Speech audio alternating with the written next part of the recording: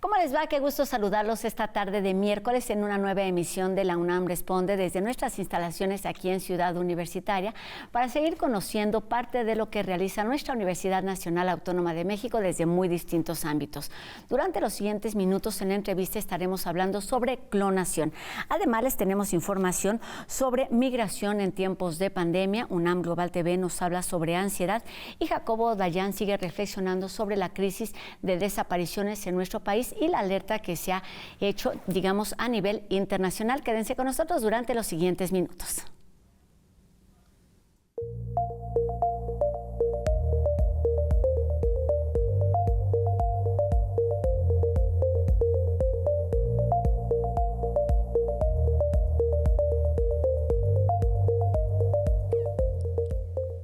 La clonación ha sido uno de los grandes temas de la ciencia ficción que se ha ido transformando en realidad, generando asombro, pero también polémica. Y bueno, a propósito del anuncio hecho hace un par de semanas en torno a la clonación de una especie de lobo que existió hace aproximadamente 13,000 años y que podría significar posibilidades importantes para la ciencia, así como diversos retos también científicos, éticos y morales, que incluyen, por ejemplo, el término de desextinción, saludamos esta tarde al doctor Hugo Toledo, quien es profesor de la Facultad de Medicina Veterinaria y Zootecnia de nuestra universidad. ¿Cómo estás, doctor? Bienvenido a la UNAM Responde. Bien, muchísimas gracias por la invitación. Pues qué gusto que estés aquí para ayudarnos a entender esto que hace un par de semanas se volvió la noticia de todos los medios de comunicación. ¿Qué pasó y con qué debemos quedarnos? ¿Qué debemos aclarar de esta gran noticia? Bueno, fue una noticia que dio la empresa Colosal a través de la revista Time, en donde ellos decían que se había desextinto una especie. Sin embargo, hay una cierta parte de desinformación al respecto, ya que cuando uno revisa lo que hicieron, no fue una desextinción, fue una modificación genética del lobo gris para modificar algunas características físicas del lobo. Y esto causó un boom mediático, haciéndole pensar a la gente que era posible y que ya lo estábamos haciendo, ¿no? Que estamos trayendo de vuelta algunas especies extintas, cosa que no está sucediendo. Cuéntanos sobre esto, ¿qué es lo que falta? Es decir, el lobo está ahí, se hizo un avance, digamos, en términos genéticos, se habla de una especie que existió hace muchos años, pero ¿qué es lo que no está siendo concreto, digamos? A ver, la modificación genética ya se lleva haciendo desde hace mucho tiempo, que básicamente son los animales transgénicos y las plantas transgénicas, que es modificar algún gen en particular para que tenga algunas características que desea el hombre.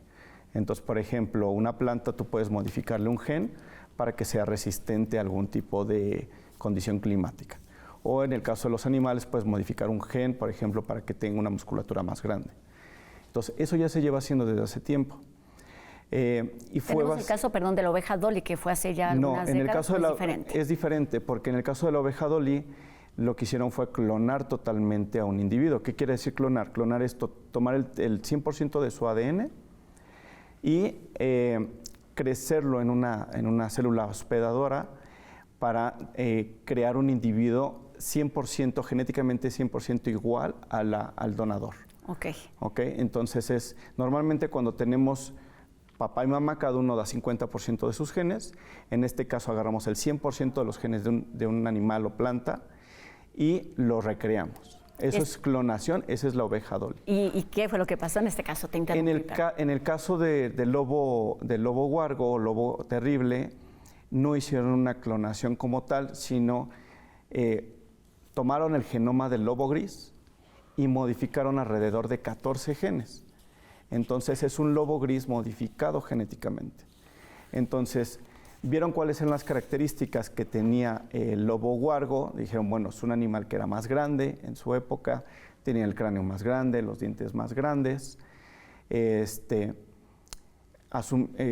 asumieron que el color era blanco, realmente no necesariamente tenía que ser blanco, y modificaron genes del lobo gris, 14 genes con alrededor de 20 modificaciones, para hacerlo un animal que fuera más grande o que tuviera un color de pelo diferente. Entonces no están clonando una especie, no están trayendo a la vuelta una especie extinta, están modificando genéticamente el lobo gris para que tenga características que se creía que tenía el lobo terrible. El lobo extinto. ¿Por qué fue tan mediática una noticia como esta? Es muy fácil, digamos, que el común de la gente nos dejemos sorprender por una cosa que ha estado siempre en la ciencia ficción, que ha estado en el imaginario de la ciencia misma, pero ¿qué implica en términos científicos? El problema que hay, creo que es es un tema que estamos en contacto, por ejemplo, con la ingeniería genética en el día a día. Es un tema que se incluso ha estado discutiendo ahorita en la Cámara de Senadores y Diputados en cuanto a que se iban a prohibir los transgénicos. Sin embargo, la gente no está muy al tanto de qué significa o cuáles son todos esos procedimientos. Entonces, cuando esta empresa hace la publicación a través de la revista Time, que no es una revista científica, hace la publicación, pues la gente lo creyó. Desgraciadamente, si hubiera realmente hecho lo que están diciendo, lo tendrían que haber hecho a través de una publicación científica o una revista científica, pero no lo pueden hacer de esa forma porque en la comunidad científica no respalda lo que ellos están diciendo. Claro, no tiene este rigor, esta comprobación que implica que sea un verdadero avance científico. Además de tener como estas diferentes inquietudes, hay otras cuestiones éticas, morales, que se discuten alrededor de un tema tan complejo como esto. ¿Cómo se entiende desde la ciencia, desde la medicina veterinaria? La ingeniería genética ha sido discutida desde hace muchos años. Desde la conferencia de Asilomar se discutió acerca de la ingeniería genética, de en qué especies se podía hacer, en qué especies no se podía hacer. Y, por ejemplo, la ingeniería genética está prohibida en el ser humano. ¿Qué es exactamente la ingeniería genética? Modificar genes, ya sea para beneficio de la sociedad o de la persona misma, ¿no? Entonces, por ejemplo, se puede modificar un gen para que no te enfermes de diabetes, por ejemplo. Eso es posible actualmente. Sin embargo, no se hace. ¿Por qué? Porque a nivel internacional está prohibido hacer ingeniería genética en el ser humano, precisamente por las consecuencias sociales que podría llegar a tener esto. En animales, y en plantas y en virus y bacterias sí se hace la ingeniería genética. Existen plantas transgénicas, existen animales transgénicos y sobre todo se han hecho para tener un beneficio social. Por ejemplo, en el caso de las plantas, se ha hecho para poder tener una suficiencia alimentaria. Entonces hacemos un maíz que sea más resistente y con esto podemos tener suficiente producción de alimentos. Entonces eso ya se hace. El tema es que ha sido muy discutido precisamente porque hay mucho desconocimiento del tema sobre cuáles son las consecuencias que puede llegar a tener. ¿Cuáles son los principales pros y contras de llevar a cabo este tipo de manipulación? Los pros, dependiendo de en qué especie se haga, básicamente sería poder hacer especies que se adapten a ciertas condiciones que son difíciles actualmente, por ejemplo, el cambio climático. Entonces, el cambio climático está avanzando más rápido de lo que las especies pueden evolucionar. Entonces, eso quiere decir que muchas plantas, por ejemplo, no se pueden adaptar a los cambios tan rápido y tal vez con la ingeniería genética puede sobrellevar esto. Eso podría ayudar para que sobreviva esta diversidad. Exacto, entonces para eso se ha hecho. En animales de producción se ha buscado algo similar. Dices, bueno, tengo animales que tal vez hay alguna característica o alguna enfermedad que no es benéfica, entonces puedo modificarlos genéticamente para que sobrelleven este tipo de situaciones. ¿Y cuáles son los nos? Los contras, algo que se ha discutido mucho es que puedes perder variabilidad genética de las especies endémicas o de las productivas que ya existen. Sin embargo, para contrarrestar esto, lo que han hecho los gobiernos es tener bancos genéticos. O sea, existe un banco genético aquí en México y también en Europa hay un banco genético. Se han hecho bancos genéticos a nivel mundial para conservar todas esas especies que son como nativas o autóctonas, ya sea en plantas o en animales.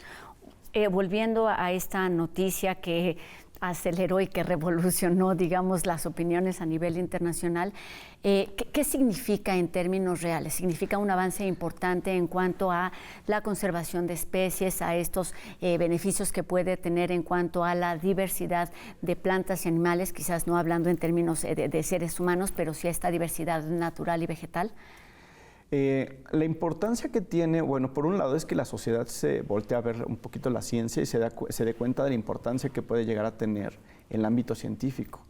Entonces, por ejemplo, aquí en México, que hace que, por ejemplo, el gobierno voltee a ver que si apoya la ciencia pueden llegar a tener grandes logros, ¿no? Entonces, por la parte de la ciencia, yo creo que el principal beneficio que podría tener es que los gobiernos volteen a ver que si se apoya la ciencia se pueden llegar a hacer cosas grandes.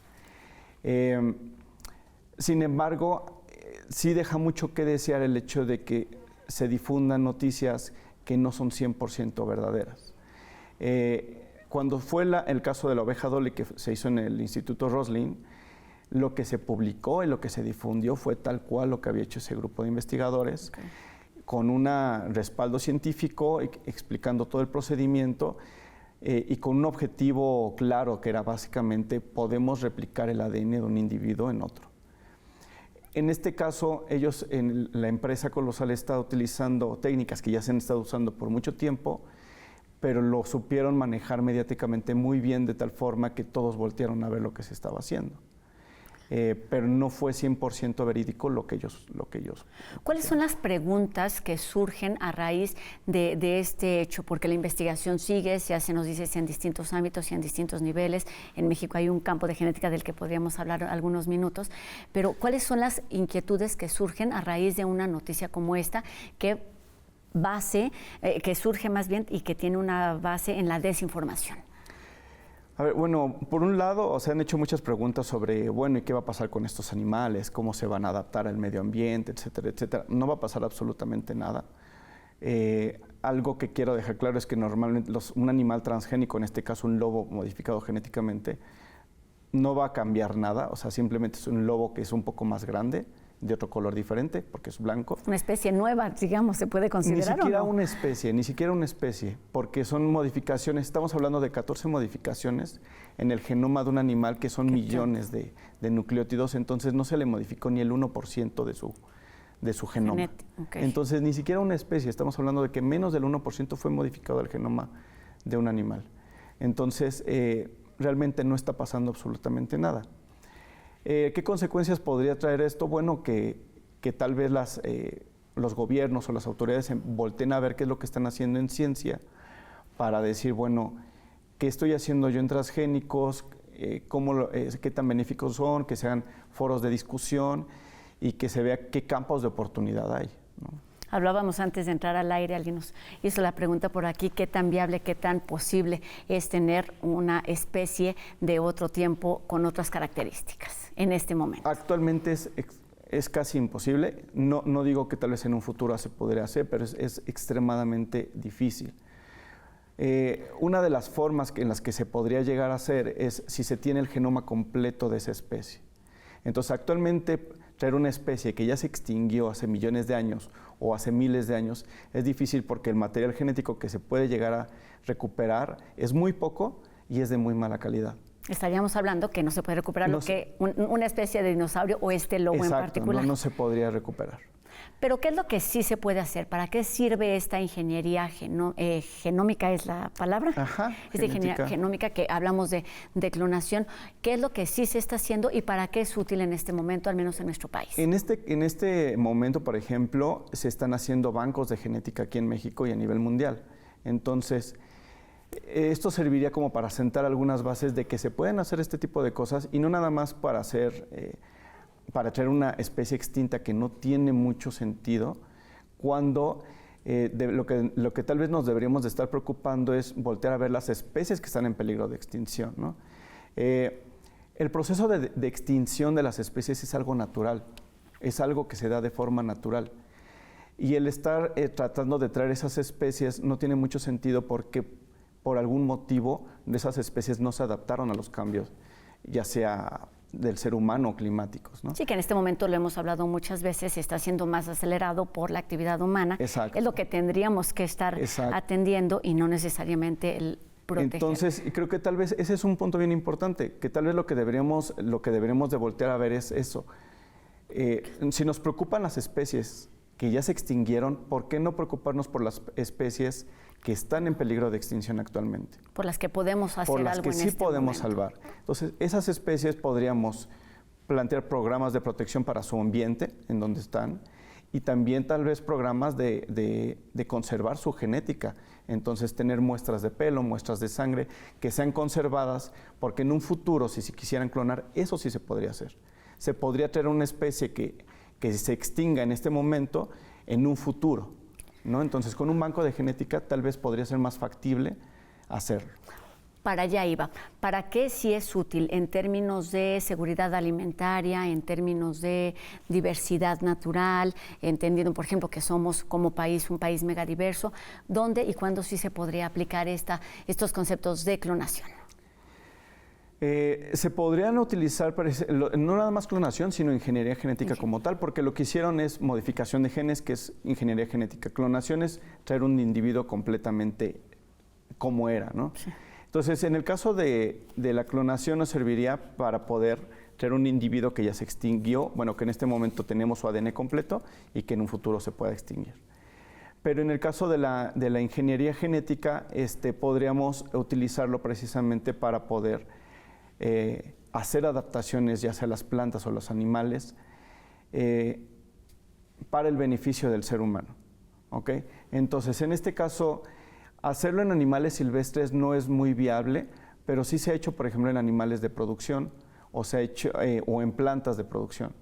Entonces, si tú tienes un animal que tal vez se le está costando adaptarse a un clima tan caliente o una carga parasitaria muy fuerte de garrapatas, pues puedes hacer esa aceleración de evolutiva genética, ¿no? Puedes modificar esos genes para que el animal se pueda adaptar a esas condiciones y poder distribuir esa genética.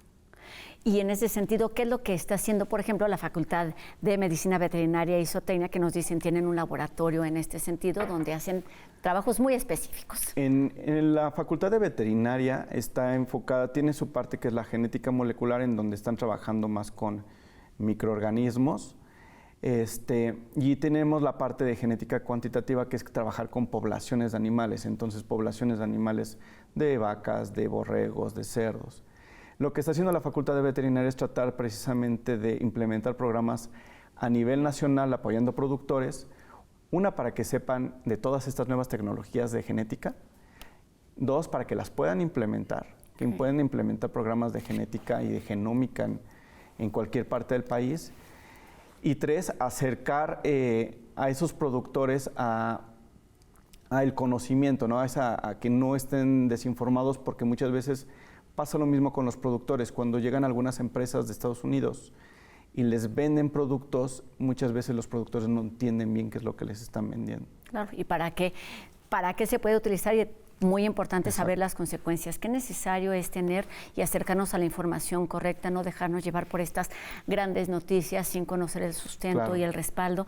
Y esto nos toca como ciudadanos, pero por supuesto también como institución y como científicos, para entender que hay mucho que hace la ciencia, pero que la ciencia requiere su tiempo que hay que estar como muy aterrizados en lo que sí es posible y lo que no es posible, al menos en este momento. Exacto. Pues sigamos atentos a estos temas y no nos dejemos llevar. Doctor Hugo Toledo, profesor de la Facultad de Medicina Veterinaria y Zootecnia de nuestra universidad, por ayudarnos a entender el tema y a quitar esas dudas que teníamos ahí y dejar de creer lo que habíamos creído en algún momento. Gracias, gracias, doctor. Muchísimas gracias por la invitación. Gracias y bienvenido a la UNAM Responde. Y ahora les platico sobre el encuentro académico Caminar e Inmovilidad en las Américas, que tendrá como tema central las reconfiguraciones migratorias y bueno, se llevará a cabo los días 24 y 25 de abril en el Instituto de Investigaciones Jurídicas de la UNAM. Se trata de un espacio para analizar 5 años de cambios sobre movilidad, resistencia y derechos humanos después de la pandemia.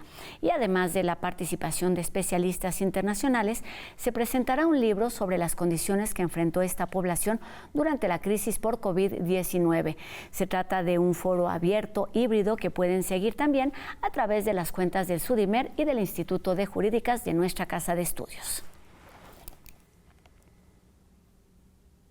Las desapariciones en México y los diferentes hechos asociados con este fenómeno son motivo de alerta internacional. Jacobo Dayan nos habla hoy sobre la importancia de reconocer la situación como un primer paso para atender esta crisis.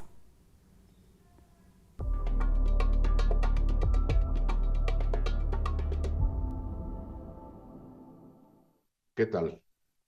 Por primera vez en la historia, el Comité contra las Desapariciones Forzadas de Naciones Unidas inicia un procedimiento contra algún país que busca llevarlo a la Asamblea General de Naciones Unidas para que tome decisiones sobre la grave situación de desaparecidos. Este país es México. En días recientes ha hecho este anuncio el Comité contra la Desaparición Forzada. El fenómeno de las desapariciones, la crisis de desapariciones en nuestro país es muy grave y ya es muy vieja. Más allá de las desapariciones o además de las desapariciones nunca resueltas de la guerra sucia, ahora vivimos tiempos en que en los últimos 3 sexenios la cifra de desaparecidos alcanza números de horror, más de 125,000 personas. México vive una grave crisis. Desafortunadamente, los distintos gobiernos han intentado negarlo. En esta ocasión que el Comité contra Desaparición Forzada ha hecho este anuncio, la respuesta de la Secretaría de Gobernación, de Relaciones Exteriores, de la misma presidenta del partido, María Luisa Alcalde, del partido Morena, e incluso la CNDH, que más parece ya oficina de gobierno que un órgano autónomo, han desestimado esto. Han dicho que es un injerencismo, que tienen mal el diagnóstico, que la ayuda internacional nunca ha servido, y un larguísimo etcétera, lamentable y vergonzoso. Si no se empieza por reconocer la gravedad de la situación, de un fenómeno generalizado o sistemático, que constituyen crímenes de lesa humanidad, que son de la preocupación de la comunidad internacional, y estamos dispuestos como país a recibir asesoría, apoyo, acompañamiento internacional, la realidad no cambiará. Esto empieza por reconocer la gravedad y que el gobierno empiece a colaborar con los colectivos de madres buscadoras, con la academia, con organizaciones de la sociedad civil y de la mano con la comunidad internacional. Hasta ahora la respuesta del gobierno, del partido en el poder e incluso de la Comisión Nacional de Derechos Humanos es lamentable, preocupante e incluso criminal. Sin reconocimiento esto no cambiará. Muchas gracias.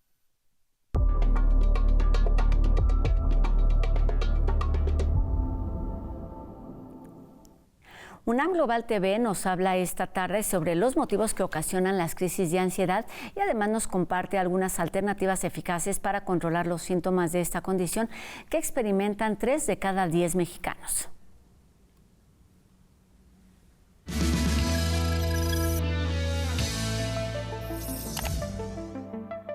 Donovan estudia ingeniería civil y practica fisicoculturismo. En 2023 notó que llevaba tiempo con síntomas de ansiedad. Eran tan concurrentes que pensaba que así era yo. Era taquicardia, no importaba si estuviera sentado, tenía que moverme en cualquier momento. Sensaciones de peligro inminente, palpitaciones, malestar estomacal o dificultad en la concentración son algunos síntomas de este trastorno multifactorial. Es un problema de salud pública y debe de atenderse tal cual. Debemos de actuar con cierto tipo de intervenciones basadas en evidencia científica. La Dirección General de Atención a la Salud te ofrece un kit con herramientas prácticas y sencillas para sobrellevar esos momentos.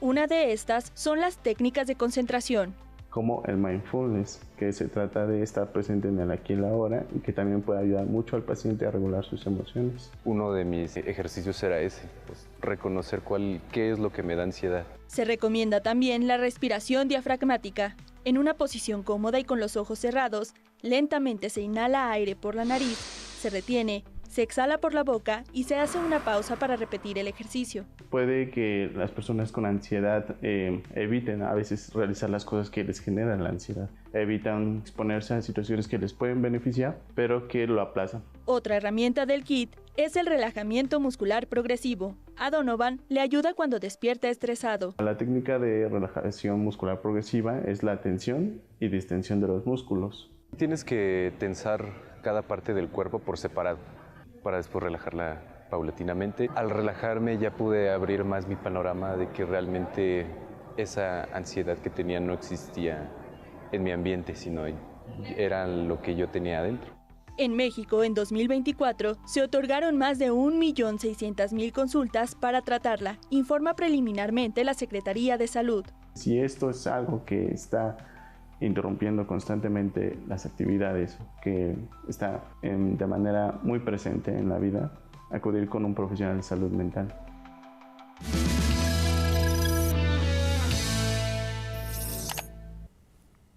Puntos importantes que podemos considerar. Y con esto terminamos nuestro programa de hoy, agradeciendo a Ricardo Iturbe su participación en la interpretación de lengua de señas mexicana y recordándoles a todos ustedes que podemos seguir la comunicación a través de nuestras redes sociales.